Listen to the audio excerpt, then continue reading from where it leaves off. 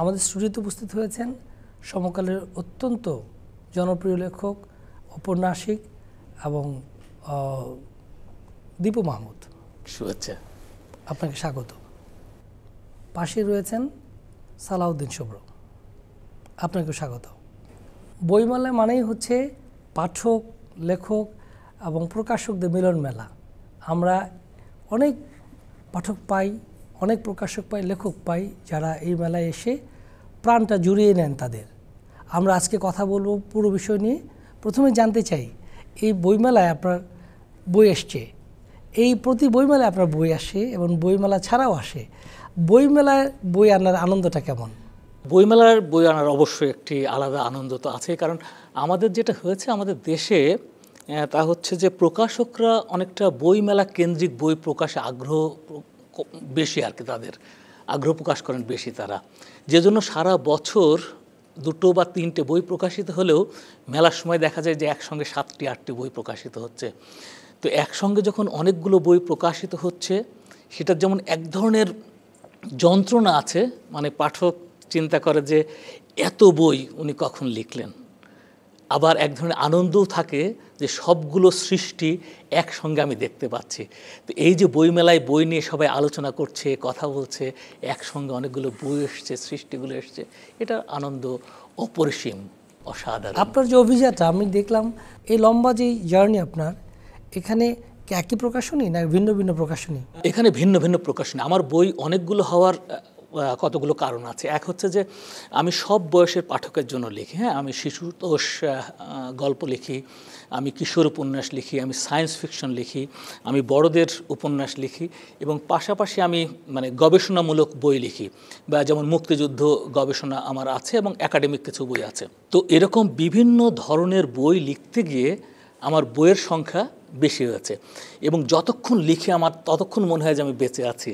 তো এই বেঁচে থাকবার প্রেরণার জন্য, আগ্রহের জন্য আমি সবসময় লিখতে থাকি। আমার কাছে মনে হয় যে কেউ যদি আমাকে মানে খাবার সংস্থানটা করে দিত, যে আমাকে চাকরি বাকরি করতে হতো না, আয় রোজগারের জন্য ছুটতে হতো না, তাহলে আমি শুধু পড়তাম আর লিখতাম। মানে লেখার ভেতরে যে আনন্দ, এই আনন্দ থেকেই আমি মানে ধারাবাহিকভাবে নিরবচ্ছিন্নভাবে লিখতে থাকি, এবং যার জন্য বইয়ের সংখ্যা বেশি। আমি এখানে একটা কৌতূহল থেকে প্রশ্ন করতে চাই। বাংলাদেশে তো অনেক জনবহুল দেশ এবং আমাদের বাংলা ভাষাভাষী সারা বিশ্বে রয়েছে। আমাদের লেখা বা লেখকরা কেন পেশাদারভাবে লিখে মানে জীবন জীবিকা নির্বাহ করতে পারছেন না? আপনি যে সংকটের কথা বললেন, সেটা কেন বই লিখে কেন এটা আমরা পাচ্ছি না? আমাদের যেটা হয়েছে ঐতিহাসিকভাবে আমাদের পড়ার চলটা একটু কম। মানে আপনি দেখবেন যে আমাদের শোনার ব্যাপারটা অনেক বেশি। আমরা যখন বলি যে যাত্রা, যাত্রা কিন্তু দেখতে যাচ্ছে না, বলে যাত্রা শুনতে যাচ্ছে। এই যে শুনতে যাওয়া অথবা পুঁথিপাঠ শুনতে যাচ্ছে, মানে আমার যে লোক সংস্কৃতির যে প্রকৃতিগুলো আছে, এগুলো সবই কিন্তু মানে শ্রব্য কাব্য, এবং সে শোনার জন্য আগ্রহী বেশি। এবং ছোটোবেলায় দেখবেন যে আমার মার কাছে, আমার দাদির কাছে, নানির কাছে আমি রূপকথা শুনছি, অথবা এই শোনার জায়গাটা আমার এত বেশি চলে এসছে, যে জন্য পড়বার ওই তাগিদটা সেভাবে প্রচণ্ডভাবে আসেনি। তবু পড়ছে। তা নাহলে প্রতি বছর বইমেলায় এই যে 3000 3500 বই প্রকাশিত হয়, তারা বিক্রি হচ্ছে, পাঠক কিনছে, কিছু না কিছু তো পড়ছে, যাচ্ছে, তাই না? তাহলে আমরা বুঝেই নিতে পারি যে পাঠক আছে, তারা পড়ছে। হয়তো আমরা খুব গুছিয়ে এক জায়গায় আনতে পারছি না। আরেকটা সমস্যা হচ্ছে কি, আমাদের দেশে কোনো গ্রন্থ সমালোচনা সাহিত্য গড়ে ওঠেনি। সমালোচনা সাহিত্য গড়ে না ওঠার জন্য যেটা হয়েছে তা হচ্ছে যে কোন বইটি আমাদের কী ধরনের মনের খোরাক যোগাচ্ছে সেটা আলোচনায় আসছে না। যেহেতু বই নিয়ে কোনো আলোচনায় আসছে না, সেজন্য কত পাঠক সেটা পড়ছে, কী পরিমাণ বই বিক্রি হচ্ছে, কারা পড়ছে, এই ধরনের কোনো গবেষণা আমাদের কাছে নেই। যে জন্য আমাদের কাছে মনে হয় যে আমরা ঠিক মানে ততটা পাঠক পাচ্ছি না যতটা পাঠক আমরা চাইছি। মানে জীবিকা হয়ে ওঠার জন্য, হ্যাঁ, জীবিকা হয়ে, তার ফলে যেটা হচ্ছে সেটা হচ্ছে যে মানে আমার পেশাগতভাবে এটাকে নেয়ার জন্য লেখক হিসাবে যেখানে পৌঁছানোর দরকার আমি সেখানে পৌঁছতে পারছি না। মানে আমার রয়্যালটিটা আমি পাচ্ছি না। আবার অনেক সময় হয় কি, যে মনে করছে যে ঠিক আছে লেখকও তো লিখে দিয়েছে, আমাদের মানে অনেক সময় ছাপার অক্ষরে আমি নাম দেখছি, আমাকে মানুষজন চিনছে, আমার মনে হয় এটাই আমার প্রাপ্তি। কিন্তু আমি যে সৃষ্টি করলাম, একজন কুমোর যখন একটি ফুলদানি তৈরি করেন, একটি মাটির তৈজসপত্র তৈরি করেন, উনি ওটাকে নিয়ে যান তার শ্রমের মূল্যটার জন্য। একজন লেখক যখন সৃষ্টি করেন, গীতিকার যখন গান লেখেন, তারও ওখানে সম্মানী পাওয়ার যোগ্যতা আছে, যে না, এটা তুমি সৃষ্টি করেছো, তোমার শ্রমের মূল্যটা আমি দিলাম। কিন্তু আমাদের এখানে মনে হয় যে তুমি লিখেছো, তোমাকে 10 জন চিনছে, আবার তোমাকে কেন আমি আলাদা করে সম্মানী দেব, পয়সাটা কেন দেব? যে জন্য যতগুলো বই বিক্রি হয়, সব কিছুর পয়সা যে সম্মানী যে এসে লেখকের কাছে পৌঁছায় তাও কিন্তু নয়। যে জন্য লেখক একটা ফাঁকে পড়ে যায়। মানে কাগজের দোকানি তিনি টাকাটি পান, ছাপাখানার উনিও টাকাটি পান, সবাই দেখা যাচ্ছে টাকাটি পাইছে, যিনি বাধাই করেন তিনিও পাইছেন, কিন্তু লেখক তার কাছে বঞ্চিত রয়ে যাচ্ছে, সম্মানীটা এসে তার কাছে পৌঁছচ্ছে না। সালাউদ্দিন শুভ্র, আপনার কাছে প্রথম প্রশ্ন আমার, কত সালে প্রথম আপনি বইমেলায় এসেছিলেন আপনার কি মনে আছে? 2011 সম্ভবত, 2011 গল্পের বই ছিল। না, বইয়ের কথা বলিনি, আপনি প্রথম কবে বইমেলায়? এটা তো আমি মনে করতে পারবো না। আমার ধারণা যতদূর মনে পড়ে, হয়তো জাহাঙ্গীরনগর ইউনিভার্সিটিতে পড়তে, ইউনিভার্সিটি থেকে বাসে করে এসে ঢুকছি, এইটুকু স্মৃতি লাস্ট মনে পড়ে। তো নিশ্চয়ই তার আগেও আমি গেছি, বাবা মার সঙ্গে নিশ্চয়ই তারা নিয়ে গেছেন। আর বই আসলো আপনার প্রথম 2011 সালে। আপনাকে আমরা অনলাইনে খুব সরব দেখি এবং তরুণদের মধ্যে আপনার একটা জনপ্রিয়তা রয়েছে, আপনার লেখার যে ক্ষুরধার একটা কৌশল, এটা আপনি কবে থেকে এই চেতনায় আপনি লেখা শুরু করলেন? না, আমরা যখন ইউনিভার্সিটিতে পড়তাম, সবসময়ই আমরা তর্ক বিতর্ক এগুলোর মধ্যে থাকতাম।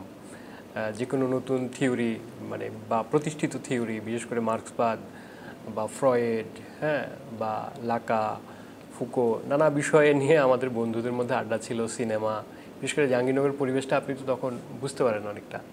তো এই তর্ক করার একটা অভ্যাস ছিল স্টুডেন্ট লাইফ থেকে।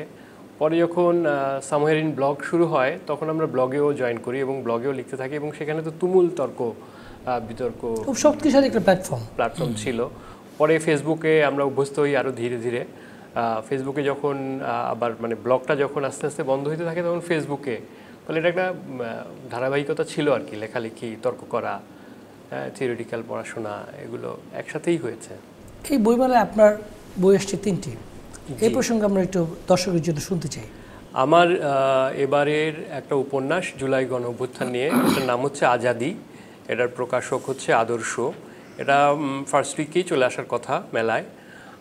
আরেকটি বই ঐতিহ্য থেকে আসবে, এটা ওনাদেরই আয়োজন, প্রিয় 15টি গল্প, ঐতিহ্য বিভিন্ন লেখকের গল্প সংকলন করছে, 15টা গল্পের সংকলন। তো আমার বিভিন্ন সময় প্রকাশিত অপ্রকাশিত 15টা গল্প নিয়ে আমি পাণ্ডুলিপি জমা দিয়েছি। এটা কবে নাগাদ আসবে আমি ঠিক জানি না। আরেকটি বই বাচ্চাদের জন্য, আমি বাচ্চাদের জন্য লিখে থাকি, সায়েন্স ফিকশন লিখেছি এর আগে। তো এই প্রথম ভূত নিয়ে লিখব, গণভবনের ভূত বইটির নাম। এটা বের করবে হচ্ছে একটা প্রকাশনা সংস্থার সাথে আলাপ চলছে, বের হলে আমি জানাবো। এইটা একটু বলবেন, গণভবনের ভূত, একটা খুবই চমৎকার, খুব কৌতূহল এই বাক্যটা। মানে এটা হচ্ছে কি, আপনি যদি এখন গণভবনের ওই দিক দিয়ে যান রাতের বেলা, আমি তো সাংবাদিকতায় যেহেতু চাকরি করি, ফলে আমাকে রাতে ফিরতে হয়, অন্ধকার নিঝুম। হ্যাঁ, একটা সময় যেমন আলোকিত ছিল, এখন কিন্তু সেটা না, ওই রাস্তাটা একদম অন্ধকার থাকে, কাঁটাতার দিয়ে কোথাও কোথাও ফাঁক ফোকর আছে, ভাঙা দেয়াল, সেখানে। তো আমরা ফিরতে ফিরতে আলাপ করতাম যে নিশ্চয়ই ভূত এখন ঘুরে বেড়াচ্ছে গণভবনে। তারপর থেকে আমি, আমার সঙ্গে যিনি ছিলেন মাহবুব মোর্শেদ, আমরা একই অফিসে চাকরি করি, ওনার গাড়িতে ফেরার সময়ে আলাপটা হচ্ছিল। তখন আমি প্ল্যান করি যে তাহলে বাচ্চাদের জন্য এবার গণভবনে একটা ভূত ঘুরে বেড়াচ্ছে লিখবো। বাহ, চমৎকার আইডিয়া। আপনি তো বাচ্চাদের নিয়ে লেখেন, আমি শিশুদেরকে নিয়ে। এবার কি বইমেলায়? হ্যাঁ, এবার বইমেলায় আসছে। বইমেলায় শিশু, একদম শিশুতোষ একটি গল্প আসছে। আমি শিশুদের জন্য যখন লিখি, তখন এমনভাবে লিখি যেন শিশু ওটা পড়বার পরে মনে হয়, আরে গল্প লেখা তো খুব সহজ, আমিও তো লিখতে পারি। তখন ও যেন আবার লিখতে আগ্রহী হয়, অর্থাৎ ওর ভিতর যেন একটি সৃজনশীলতা তৈরি হয় বা সৃজনশীলতা গড়ে ওঠে। আমাদের যে বইগুলি জনরা রয়েছে, সেখানে বাইরের দেশগুলিতে বয়স উল্লেখ থাকে যে এই বয়সী শিশুদের জন্য পাঠযোগ্য। এই শিশুতোষ বই কি সেই শ্রেণীকরণটা করা হয়? হ্যাঁ, এটা হচ্ছে আমাদের দেশে আগে ছিল না, আমাদের দেশে আগে ছিল না। আমরা মনে করতাম যে কতগুলো শিশু চরিত্র থাকলে এটা হচ্ছে যে শিশুতোষ, অথবা কিশোর চরিত্র থাকলে এটা কিশোর উপন্যাস বা আমি কিশোর এখানে গল্প। একটু যোগ করতে চাই স্যার আপনার সাথে, যে আমাদের অনেক সময় পাশের দেশকে ছোটদের নাটক বলা হয়।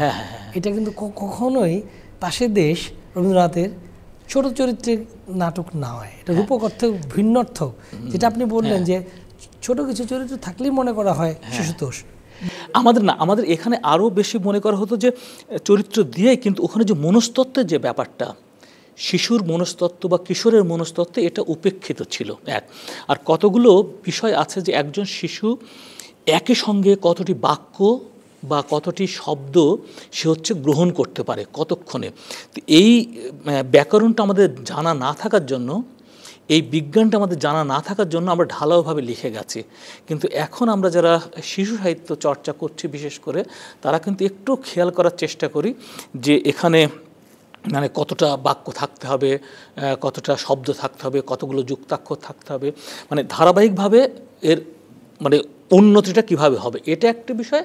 আরেকটি বিষয় হচ্ছে যারা প্রকাশ করেন তাদের সঙ্গে আমরা কথা বলছি যে কতগুলো ছবি থাকতে হবে, ঠিক আছে, এটা কতটা রঙিন হতে হবে, ইলাস্ট্রেশনটা কতখানি হতে হবে।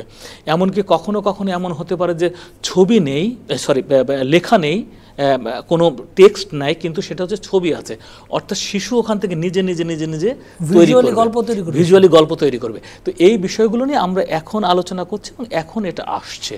আপনার একটা গল্প রয়েছে 12 ভূত। আমার সালাউদ্দিন শুভ্রের কথা সূত্র ধরেই বলছি, এই প্রসঙ্গে যদি আমি খুব চমৎকার একটা বিষয় নিয়ে আমার নিজের ভিতরে আমি সবসময় খেলা করি, যেটা আপনি এটা বলেছেন সেখানে আমি বলতে চাইছি।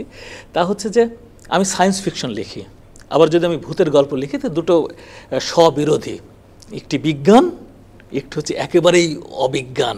আমি যখন ভূতের গল্প লিখি তখন আমি প্রতি মুহূর্তেই বোঝানোর চেষ্টা করি বা লেখার চেষ্টা করি আসলে ভূত বলে কিছু নেই।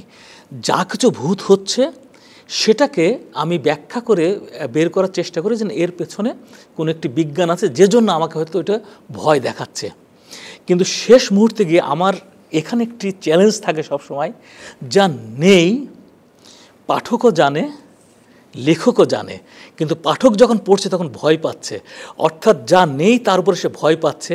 এই যে ভয় পাওয়াটা, অথবা প্রকৃতিতে এমন কতগুলো রহস্য আছে যে রহস্যের সমাধান আমরা এখনো করতে পারিনি, তো ও জানে যে নেই তারপরও ভয় পাচ্ছে। এই যে সৃষ্টিটা, ভয় পাওয়ানোর সৃষ্টি, এটা আমাকে খুব আনন্দ দেয়, যে জন্য মাঝে মাঝে ভূতের গল্প লিখি। সালাউদ্দিন শুভ্র, আপনার প্রথম বই আমরা পেয়েছি মানব সঙ্গ বিরল, এইটার গল্পের গ্রন্থ ছিল। জি, কয়টা গল্প নিয়ে সংকলন এবং ভেতরে কি ধরনের গল্প? সম্ভবত 7টা গল্প বা 6টা, 7টা হবে সম্ভবত, বা 6টাও হইতে পারে। গল্পগুলো ছিল বিভিন্ন বিষয়ে, যেমন সাকিনি নামে একটা গল্প আছে, ওটা হচ্ছে একদম সাপ, ওই গল্পটার সব চরিত্রই হচ্ছে সাপ। তো ন্যাশনাল জিওগ্রাফিতে আমি রাতের বেলা তখন দেখতাম, ন্যাশনাল জিওগ্রাফিতে সাপের একটা অনুষ্ঠান, তো ওইখান থেকে স্টোরিটা নেওয়া আসলে ভাষাচিত্র থেকে এটা বেরিয়েছে। ভাষাচিত্র থেকে, জি। এরপর থেকে আপনার বের হলো গায়ে গায়ে জ্বর। জি, এটা একটু ভিন্ন ট্র্যাকের গল্প, ভিন্ন ট্র্যাক, ভিন্ন ভাষা, মানে অপ্রমিত ভাষা প্রচলিত, খাইতেছি যাইতেছি, এই ল্যাঙ্গুয়েজে গায়ে গায়ে জ্বর লেখা। আপনার উপর লেখার প্রভাব সেলিম আল দীন এবং শহীদুল জহিরের কথা আপনি স্বীকার করেছেন, প্রথম বইয়ে ছিল। বলবেন? এটা ছিল, এটা থাকে সাধারণত যখন আমরা মানে লিখবো, আমরা কারা লিখি, নিশ্চয়ই যারা আমরা পড়ি গল্প উপন্যাস আমাদের সময়ের বা বাংলাদেশের লেখকদের লেখা পড়তে গিয়ে তো নানাজন দ্বারা আমরা আকৃষ্ট হই, কখনো সেলিম আল দীন, কখনো শহীদুল জহির, কখনো আখতারুজ্জামান ইলিয়াস, সেগুলোর প্রভাব চলে আসে, এটা স্বাভাবিক। আপনি দেখবেন যে জীবনানন্দ দাশের মধ্যে রবীন্দ্রনাথের কাজী নজরুল ইসলামের প্রবল প্রভাব আছে প্রথম দিকে, এবং তার প্রথম কবিতার বইয়ে সেটা পরিষ্কার, বা বিনয় মজুমদারে আবার জীবনানন্দ দাশের প্রভাব আছে, বা উৎপল কুমার বসু কবি, ওনার কবিতার প্রভাব এটা থাকে, স্বাভাবিক, ন্যাচারাল। আমার মধ্যেও ছিল। সেলিম আল দীন পারিবারিক সূত্রে আমার ঘনিষ্ঠভাবে আমি তাকে দেখেছি, সেটার জন্য না, তার লেখাপড়েই মূলত আমি আকৃষ্ট হই। শহীদুল জহিরও তাই, লেখাপড়ে আকৃষ্ট হই, সেগুলো চলে আসছে প্রথম বই। গায়ে গায়ে জ্বরে থ্রিলার ধর্মী গল্পের প্যাটার্নটা কীভাবে এগুলো? মানে এটা একটা মার্ডার কেসের মার্ডার মিস্ট্রি, কিন্তু ওই অর্থে প্রচলিত অর্থে মানে মিষ্টির সমাধান হয়েছে তা না। সেখানে অনেকগুলো চরিত্র আছে, নানা বিষয় আছে, একটু ডিফারেন্ট টাইপ উপন্যাস। আপনার অনুমানব সম্পর্কে আমরা জানতে চাই। নামকরণের মধ্যে একটু একটা রহস্য রয়েছে। এটা একটা সায়েন্স ফিকশন। আমি অনুমানব সম্পর্কে অবশ্যই আপনাকে বলবো। আর এবার বইমেলায় যে বইগুলো আসছে এগুলো একটু ডিফারেন্ট ধরনের বই, একটু ভিন্ন ধরনের, এবং আমি বেশ কিছুদিন ধরে মানে ইতিহাস আশ্রয়ী কতগুলো বই লিখছি। এবার যেমন নটি বিনোদিনী দাসীকে নিয়ে একটু নিঃসঙ্গ নটি, আমি ওখানে আসবো।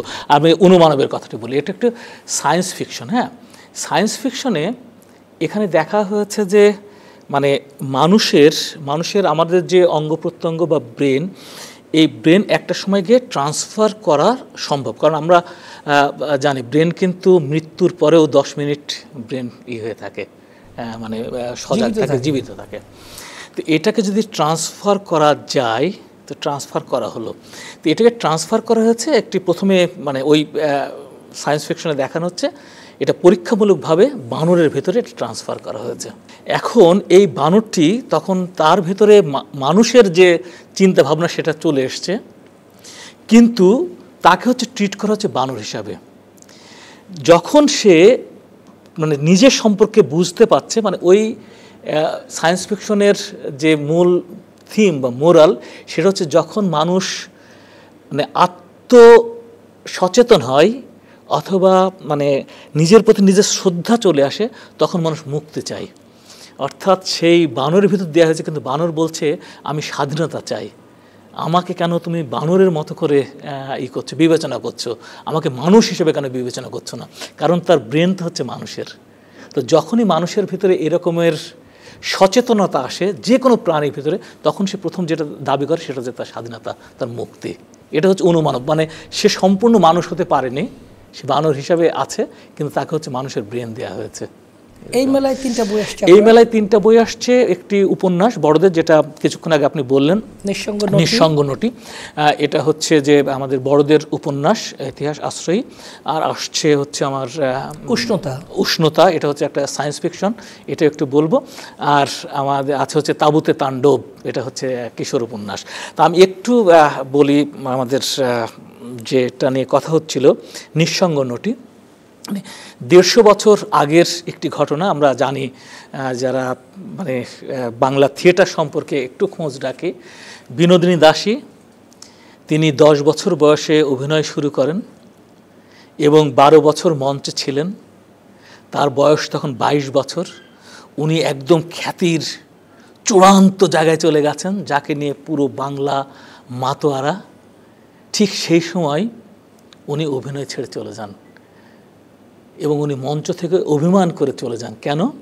কারণ তখন থিয়েটারের খুব আকাল যাচ্ছিল এবং সেই সময় গুরমুখ রায় নামে একজন, আপনারা জানেন, সে বলল যে হ্যাঁ, আমরা তোমাদের থিয়েটারটা আমি দেবো, আমি কিনে দেবো থিয়েটার, কিন্তু তার জন্য বিনোদিনীকে আমার চাই। বিনোদিনী তখন হচ্ছেন যে মানে পতিতাপল্লীতে তার জন্ম, বার নারী, এবং সবাই ধরেই নিয়েছে যে বার নারী মানেই সে প্রতারণা করতে পারে, সে ছলনা করতে পারে, মানে এটা তার সহজাত। কিন্তু যখন হচ্ছে এই দুর্মুখ রায় বললেন এবং গিরিশ ঘোষরা গিয়ে তাকে বলল যে বিনোদিনী তুমি রাজি হও, বিনোদিনী কিন্তু রাজি হয়নি। সে বলেছে আমি কারো রক্ষিত হয়ে থাকতে চাই না, আমি থিয়েটার করে বাঁচতে চাই। তার বললো থিয়েটার তো বাঁচবে না। তখন উনি রাজি হলেন থিয়েটারের জন্য গুরমুখ রায়ের সাথে থাকতে। গুরমুখ রায় তখন চেয়েছিল যে এই থিয়েটারের নাম হবে বিনোদিনী থিয়েটার বা বি থিয়েটার। কিন্তু যখন থিয়েটারের নাম হয়ে এলো, তখন থিয়েটারের নাম হলো স্টার থিয়েটার। এই পুরুষ শাসিত সমাজ বিনোদিনীর সঙ্গে প্রতারণা করেছে, বিনোদিনীর সঙ্গে ছলনা করেছে। বিনোদিনী কিন্তু সমাজের সঙ্গে ছলনা করেনি। এটা হচ্ছে ইতিহাস, এটুকু আমি রেখেছি। পাশাপাশি যেটুকু কল্পনার জায়গায়, সেটা হচ্ছে উনি যখন চলে গেলেন তখন উনি সবসময় অপেক্ষা করেন যে কেউ আসবে, এসে বলবে যে আমাদের ভুল হয়েছিল, আমরা স্টার থিয়েটারের নাম পরিবর্তন করে বিনোদিনী থিয়েটার রাখছি। কিন্তু একদম শেষ সময় পর্যন্ত কেউ আসেনি, উনি প্রতীক্ষা করে গেছেন।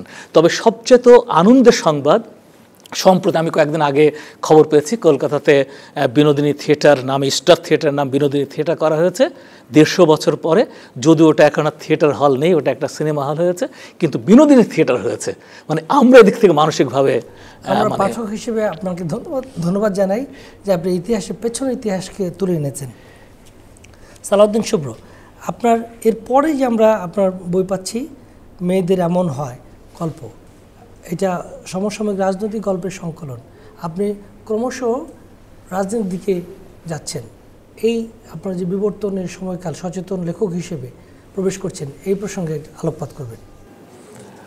আমি মনে করি যে লেখক তো সবসময় তার সময়ের মধ্যেই থাকে, ফলে সময়কে যখন সে অনুধাবন করে বা অনুভব করে, তখন তো সংকটগুলো, মানে সাহিত্য সবসময় একটা সংকটকে ডিল করে, ক্রাইসিসকে ডিল করে। লেখকরা হচ্ছে সমসাময়িক ক্রাইসিসকে ডিলিংসের মধ্য দিয়েই যায়, সেটা উনি পাবলিশ করবেন কি করবেন না সেটা ভিন্ন জিনিস। তা আমার কাছে মনে হয়েছে যে আমি যে সমস্ত ক্রাইসিস ডিল করছি, ফেস করছি এই সময়ে, সেগুলো কেন সাহিত্যে থাকবে না। হ্যাঁ, মানে লেখক তো তার এক্সপিরিয়েন্সটাই লেখে শেষ পর্যন্ত।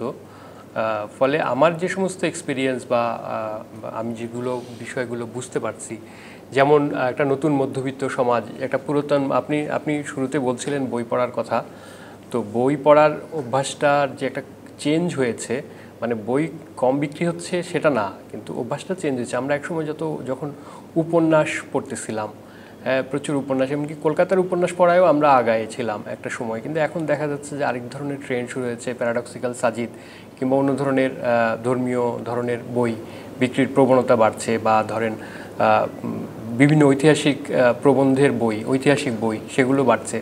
তো এই যে মধ্যবিত্ত, একটা পুরাতন মধ্যবিত্ত সমাজ শেষ হয়ে একটা নতুন মধ্যবিত্ত সমাজের বিকাশ ঘটছে, ওই জিনিসটা আমি মেয়েদের এমন হয় বইয়ে ধরতে চেয়েছি।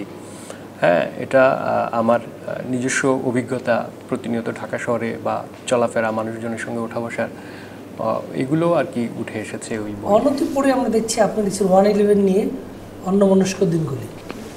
এখানে আপনি কোন বিষয়গুলি তুলে আনলেন? অন্যমনস্ক দিনগুলি 111 নিয়ে লেখা, এটা আসলে করোনার সময় লেখা। তখন তো আমাদের এক ধরনের ভিন্ন পরিস্থিতি ছিল। তো তখন আসলে বাসায় হোম অফিস করছিলাম আমরা, হোম অফিসের সময়ে বসে লেখা। তখন আমার মনে হচ্ছিল যে 111 নিয়ে লিখতে পারি, কারণ তখন তো আমরা একটা অভিজ্ঞতার মধ্যে দিয়ে গিয়েছি। তখন আমরা জাহাঙ্গীরনগরে পড়ি, হল ভ্যাকেন্ট হয়, তারপর ঢাকায় চলাচল করা, নানা কিছু কারফিউ, হ্যাঁ, রাজনৈতিক পট পরিবর্তন, নানা কিছু আমরা ফেস করেছি। তো উপন্যাসটা ওইভাবে তৈরি করা, নস্টালজিক একটা, মানে এই যে করোনার মধ্যে একটা ক্যারেক্টার, সে বসে থাকে ঘরে বসে থেকে, তখন সে চিন্তা করে যে সে এরকম একটা সময় পার করছে, 111 সময়টা, সেটা অন্যমনস্ক দিনগুলোতে আছে আর কি। আর আপনার যে গত মেলায় যে বই বেরোলো বেকার বিপ্লব, জি, সেই প্রসঙ্গে। বেকার বিপ্লবটাও আসলে একেবারেই আমার নিজস্ব অভিজ্ঞতা, ব্যক্তিগত জীবনের অভিজ্ঞতা। বাংলাদেশে যে বাম রাজনীতি, সেটার ভবিষ্যৎ তো খুবই করুণ এবং বর্তমান অবস্থাও খুবই করুণ। এই যে করুণ অবস্থায় আসা, এর কারণ কি, এটা তো আমি নিজের জীবন দিয়ে উপলব্ধি করছি, সেটাই বেকার বিপ্লবে আছে, এবং এটা খুব আলোচিত উপন্যাস গত বইমেলার। হ্যাঁ, এটা বেস্ট সেলিংও ছিল, আমরা দেখেছি যে অত্যন্ত জনপ্রিয়তার দিকে শীর্ষে ছিল। আপনার কাছে আসবো যে আপনার তো এই যে অনেকগুলি জনরা লিখেন, একজন লেখক হিসেবে এই জনরার কামরায় কীভাবে প্রবেশ করেন? একবার সায়েন্স ফিকশন, একবার শিশুতোষ, এইটা তো একটা ধ্যানের জায়গা, এটা একটু বলবেন। আমার একটা বই আছে, সেটা বুসেফেলাস। হ্যাঁ, এটা মানে আলেকজান্ডারের যে ঘোড়া ছিল, সেই ঘোড়ার ইকেনলিয়ান লেখা। আমি যখন লিখি তখন মানে সেই জায়গাটাতে আমি চলে যাই, সেই আবহাওয়াটাই মানে অনুভব করতে পারি। আমি খুব শান্ত, মানে আমার লেখার দুটো সীমাবদ্ধতা আছে। একটি সীমাবদ্ধতা হচ্ছে যে খুব শান্ত পরিবেশ না হলে আমি লিখতে পারি না, মানে কোনো শব্দ এলেই আমার সাথে সাথে এটা ছুটে চলে যায়। আর আমি অনেকখানি দেখতে পারি, ভিজুয়ালাইজ করতে পারি। ধরুন শীতের সময় আমি লিখছি, ঝমঝম করে বৃষ্টি হচ্ছে, অথবা মানে একদম উজ্জ্বল চাঁদের আলো যেখানে সমুদ্র হয়ে গেছে, আমি না সেটাকে দেখতে পাই এবং আমি ফিল করতে পারি। আমার মাঝে মাঝে এমনও ভয় লাগে যে আমি যেখানে গেছি, ওই যে বুসেফেলাসের কথা বলছিলাম, 3500 বছর আগে চলে গেছে আমি ওখান থেকে যদি ফিরতে না পারি, মানে আমার কখনো কখনো মনে হয় যে আমি ওখানে আটকে গেলাম কিনা। তো যখন সায়েন্স ফিকশন লিখছি তখন আমি সম্পূর্ণভাবে ওটার ভেতরে অবস্থান করি। আমি যখন শিশুতোষ লিখি তখন আমার নিজের মনের ভিতরে ওই রকম একটি শিশু কাজ করতে থাকে। সে আমার সঙ্গে কথা বলে, আমার সঙ্গে সে খেলা করে, ঠিক আমি তাকে ওখানে প্রতিনিধিত্ব করি। তো ওই যেটা যখন লিখি তখন ঠিক তার ভেতরেই অবস্থান করাটা মানে আমার একটি বড় আমি মানে শক্তি, আমি যেটা বলতে পারি বলেই হয়তো লিখতে পারি।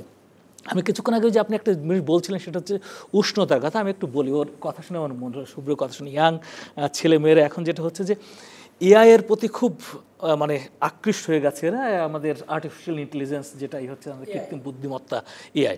এখন আমাদের এআইয়ের সাথে প্রচুর চ্যাট হচ্ছে, কথাবার্তা হচ্ছে, এবং একটা সময় আস্তে আস্তে আমরা মনে করছি যে এআই দখল করে বসছে পুরোটা। এমনকি গতদিন আমি একটা লেখা দেখলাম, তাকে কবিতা লিখতে বললো, সে কবিতা লিখে দিচ্ছে। তা আমি যে উষ্ণতাটা ছবি এঁকে দিচ্ছে, মানে আমাদের কাছে মনে হচ্ছে যে ওরা আমাদের আগামী জীবন, এবং ওরা মনে হয় সব কিছু দখল করে নিচ্ছে। একটি জায়গা আমি ধরার চেষ্টা করেছি, সেটা হচ্ছে যে এআইয়ের সব কিছু আছে, ওর বুদ্ধি আছে, ওর আগামীর পরিকল্পনার বিষয় আছে, শুধু যেটা নেই সেটা হচ্ছে ওকে স্পর্শ করলে রক্তের প্রবাহের যে স্পন্দন সেটাও শরীরে নেই। ওর ভিতরে বুকের ভিতরে ধরলে যে ওম থাকে, ও হয়তো আর্টিফিশিয়ালি তাপকে বাড়াতে পারে, কিন্তু মায়ের বুকের যে ওম, মানুষের বুকের যে ওম, সেই ওম কোনো দিন, যে প্রাকৃতিক ওম, এটা কোন দিন আর্টিফিশিয়াল ইন্টেলিজেন্স দ্বারা তৈরি করা সম্ভব না। তো ওই যে আমি বললাম যে আমি যখন ওমের কথাটা লিখছি তখন আমি ফিল করতে পারি যে এটা কতটুকু উষ্ণ থাকে। ওই ইমোশনের জায়গা থেকে আমি তখন মানে লিখতে পারি যে এটা এই ঘটনাটা এরকম ঘটছে, যে জন্য আলাদা আলাদা আলাদাভাবে আমি কাজটি করতে পারি। আমি লিখি যে খুব বেশি তা না, কিন্তু যখন যেটুকু লিখি তখন পুরোটা তার ভেতরেই থাকে, মানে আশেপাশে চরিত্রগুলো আমার পাশে ঘুরে বেড়ায়, এবং অনেক সময় এরকম হয় যে তাদের সাথে আমার দেখা হচ্ছে, কথা হচ্ছে, অনেক দিন পর্যন্ত তারা আমার ভেতরে থাকে। আমরা অনুষ্ঠানের শেষ পর্যায়ে শুভ্র, আপনি যদি শেষ বক্তব্য দর্শকের জন্য বলেন এই বইমেলা এবং বই প্রকাশ নিয়ে। না, আমি বলবো যে বই কিনতে এবং পড়তে বলবো, মানে শুধুমাত্র আমার বই কিনতে বা পড়তে বলবো না, বই কেনা এবং পড়ার মধ্য দিয়ে আসলে আমরা একটি পারস্পরিক হৃদ্যতাপূর্ণ সম্পর্ক, সামাজিক সম্পর্ক গড়ে তুলতে পারি। এবং বই সবসময় আসলে আপনার আশপাশ সম্পর্কে, যে মানুষটাকে আপনি চেনেন না, যেমন আমি এর আগেও বলেছি, আপনি হয়তো যে পাখিটাকে চেনেন না, একটা বই পড়লে সেই পাখিটা সম্পর্কে আপনার জানা হবে। এবং বই হচ্ছে ভ্রমণ, মানে আপনি যখন বই পড়বেন তখন আসলে এক ধরনের ভ্রমণের মধ্য দিয়ে যান। আমি সবাইকে বলবো বই কিনতে এবং পড়তে। ধন্যবাদ। দেবু মাহমুদ, আমার দুটো বিষয় খুব পরিষ্কারভাবে আমি এটা বলতে চাই এবং বলে থাকি। একটি হচ্ছে যে আমরা বইমেলাতে যখন দেখি, মানে বাবা মার সঙ্গে একসঙ্গে দেখা হয়, সন্তানদেরকে নিয়ে আসে, এবং বাবা মারা অভিযোগ করেন যে ছেলে মেয়ে বই পড়ছে না। এখন বই পড়ছেন, আপনি খেয়াল করে দেখবেন যে বইমেলা এসে উনি যে বইগুলো কিনেছেন সেগুলো হচ্ছে ছেলে মেয়ের জন্য কিনেছেন, যাতে ছেলেমেয়েরা বই পড়ে, নিজের জন্য কিন্তু বই পড়ে নাই, কেনেন নাই। উনি বাড়িতে কিন্তু বই পড়ছেন না, উনি হয়তো অন্য কোনো ডিভাইসে আছেন এবং ছেলে মেয়েকে বলছে তুমি বই পড়ো। এখন ছেলে মেয়ে কাকে দেখে শিখবে? ও তো অনুকরণ প্রিয়, শিশু সবসময় অনুকরণ প্রিয়। এখন বাবা মাকে যদি দেখে ডিভাইসে আছে, তখন দেখা যাবে যে ছেলে মেয়ে বই পড়ছে না। তার মানে বাবা মাকে বই পড়তে হবে। সন্তানের জন্য যেমন বই কিনবেন, একই রকমভাবে নিজের জন্য বই কিনুন। আরেকটি বিষয় হচ্ছে যে আমরা অনেক বেশি এখন ইলেকট্রনিক ডিভাইসের উপরে নির্ভরশীল হয়ে পড়েছি। ওটার যেটা হয়, ঘটনাটি ঘটছে তো আমার চোখের সামনে চলে যাচ্ছে, আমাকে কোনো চিন্তা করতে হয় না। কিন্তু আমি যখন একটা বই পড়ছি তখন কিন্তু আমি এটাকে কল্পনা করছি, ওই চরিত্রকে কল্পনা করছি, ওই সময়কে কল্পনা করছি, পরিবেশকে কল্পনা করছি। বৃষ্টি হচ্ছে, ঝুম বৃষ্টি, এখন ঝুম বৃষ্টি কতটা ঝুম, সেটাকে যখন করছি না তখন আমার ব্রেনটা কাজে লাগে, এবং এই মস্তিষ্কর কাজটি যখন হয় তখন অন্যান্য কাজে, আমার সাংসারিক কাজে, আমার পেশাগত কাজে, সব জায়গায় কিন্তু আমি খুব সতেজ থাকি, তরতাজা থাকি। তার মানে বই পড়লে আমি সতেজ থাকতে পারবো, তরতাজা থাকতে পারবো, সুস্থ থাকতে পারবো। বই না পড়লে আমি মৃতবোধ পড়ে থাকবো। সেই জন্য মানে সবার কাছে আমার আহ্বান, বই পড়ুন এবং অন্যকে বই পড়তে উৎসাহিত করুন। ধন্যবাদ। আমরা অনুষ্ঠানের শেষ পর্যায়ে আপনাদের দুজনকে অশেষ ধন্যবাদ আমাদের স্টুডিওতে আসবার জন্য। দর্শক, আমরা এতক্ষণ শুনলাম বইমেলা নিয়ে এনিগমা টেলিভিশনের আয়োজনে বিশেষ অনুষ্ঠান নতুন মলাটের ঘ্রাণ এই আয়োজন। আমরা এই পর্যায়ে ডক্টর মোহাম্মদ শহীদুল্লাহর কথা স্মরণ করছি। তিনি বলেছিলেন জীবনে তিনটি জিনিসের প্রয়োজন, বই, বই এবং বই। বইমেলা থেকে বই কিনবো, শুধু কিনবই না, পাঠ করব। সবাই ভালো থাকবেন, সুন্দর থাকবেন। শুভরাত্রি।